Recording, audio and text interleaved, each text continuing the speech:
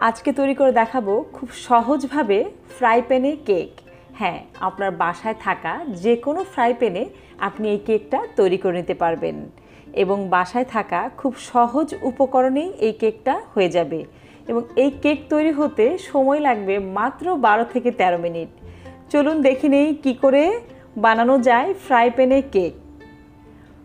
দেখতে পাচ্ছেন আমি একটা ফ্রাই প্যান হাতে নিয়েছি। এই ফ্রাই প্যানেই আমি আজকের কেকটা তৈরি করব। চলুন দেখে নেই। আমি এখানে রুম টেম্পারেচারে থাকা 3টা ডিম নিয়ে নিয়েছি। ডিমটা কিন্তু অবশ্যই যদি ফ্রিজে থাকে আপনার 30 মিনিট আগে বের করে রাখবেন। আমি ডিমগুলোকে ভেঙে নিচ্ছি। এবার যেটা করব, আমি ডিমের কুসুমগুলোকে আলাদা করে নিচ্ছি। একটা ইলেকট্রিক বিটার দিয়ে ডিমের সাদা অংশকে আমি বিট করে নিচ্ছি। একটু স্মুথলি বিটটা করে নিব এবং আমি এটা 5 থেকে 6 মিনিট বিট করব। আমি এখানে চিনি অ্যাড করে দিচ্ছি হাফ কাপ। চিনি দিয়ে খুব ভালোভাবে বিট করে নিচ্ছি। মোটামুটি ফোমটা কিন্তু খুব সুন্দর হয়ে গেছে। এবার আমি বিটারটা উঠিয়ে নিলাম। একটা স্প্যাচুলা দিয়ে খুব সুন্দরভাবে আমি একটু সব একসাথে করে নিচ্ছি। এবারে যেটা করব, আমি ডিমের কুসুমটাকে অন্য আরেকটি বাটিতে নিয়ে নিলাম।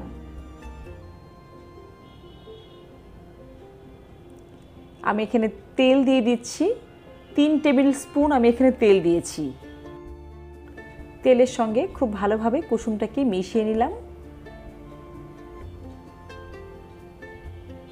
নাইস একটা কালার হয়ে গেছে এবং খুব সুন্দরভাবে মিশে গেছে। এবার আমি এখানে ভ্যানিলা এসেন্স দিয়ে দিচ্ছি 1 টিস্পুন। এটা দিয়ে আরেকটু মিশিয়ে নিচ্ছি।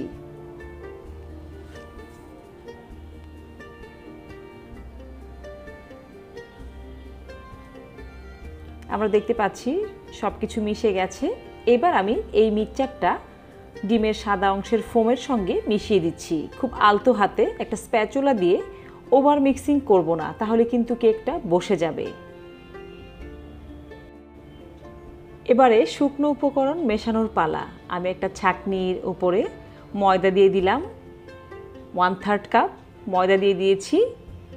এবারে দিয়ে দিচ্ছি আমি গুঁড়ো দুধ দিয়ে দিলাম এখানে 2 টেবিল স্পুন। এবারে দিচ্ছি বেকিং পাউডার। আমি বেকিং পাউডার দিয়েছি 1 টিস্পুন।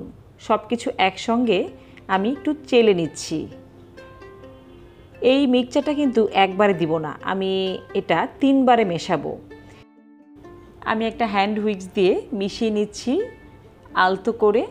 আমি আবারও বলছি, শুকনো উপকরণ দেওয়ার পরে কিন্তু কোনোভাবেই ওভার মিক্সিং করা যাবে না, তাহলে অনেক সময়ই কেকটা বসে যায়, ফ্লাপি হয় না।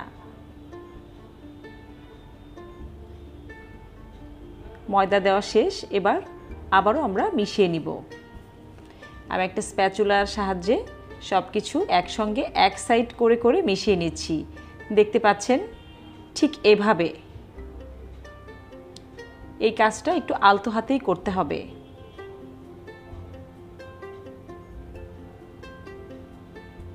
আমাদের হয়ে গেছে। এবারে বেক করব। আমি যে ফ্রাই প্যানে বেক করব সেখানে আমি একটু তেল ব্রাশ করে নিলাম এবং একটা কাগজ দিয়ে দিলাম। এবারে কেকের বেটারটা দিয়ে দিলাম। একটু ট্যাপ করে নিচ্ছি, তাহলে কেকটা কিন্তু বেক করার পরে ভেতরে কোনো ছিদ্র থাকে না। এই কাজটাও আমাদের করতে হয় কেক বানানোর সময়। আমি কেকটা বসিয়ে দিলাম। চুলার হিটটা খুবই লো হিটে, খুবই একদম সামান্য লো হিটে আমি ঢাকনাটা ঢেকে দিলাম এবং ঢাকনার ছিদ্রটা আমি একটা লবঙ্গ দিয়ে বন্ধ করে দিলাম। এভাবে আমরা বেক করব। 5 মিনিট পরে দেখতে পাচ্ছি অনেকটাই কেকটা ফুলে গেছে এবং একটু একটু কালারও চেঞ্জ হয়ে যাচ্ছে। এবারে কিন্তু 8 থেকে 9 মিনিট হয়ে গেছে। দেখতে পাচ্ছি অনেকটাই কেক ফুলে গেছে। 11 মিনিট হয়ে গেছে। আমি একটা টুথপিক দিয়ে চেক করছি। টুথপিকটা একদমই ক্লিয়ার, তার মানে কেকটা হয়ে গেছে। 12 মিনিটের মাথায় কেকটা আমি নামিয়ে নিয়েছি। দেখতেই পেলেন কত সহজে ফ্রাই প্যানে তৈরি করে নিলাম কেক এবং এই কেকটা কিন্তু খেতে ভীষণ মজা। আমি যেহেতু আজকে খুব নর্মালভাবে চায়ের সঙ্গে খাবো, তাই এটাকে আর কোনো কিছু ক্রিম দিয়ে ডেকোরেশন করার দরকার মনে করছি না। জাস্ট ওপরে আমি একটু আইসিং সুগার দিয়ে আমি একটু সার্ভ করব এবং ওপরে একটা চেরি দিয়ে দিলাম। আপনারা আপনাদের পছন্দ মতো যে কোনোভাবে এটাকে ক্রিম দিয়ে বা অন্য যে কোনো কিছু দিয়ে ডেকোরেশন করে সার্ভ করতে পারেন। এবার আমি একটু কেটে দেখাচ্ছি কেকটা কতটাই ফ্লাফি এবং স্পঞ্জি হয়েছে। এই কেক কিন্তু খেতে অসাধারণ এবং বাচ্চারা তো পছন্দ করে, বাসার বড়রাও পছন্দ করে। দেখতেই পাচ্ছেন আমি দেখাচ্ছি খুব কাছ থেকে কতটা স্পঞ্জি হয়েছে।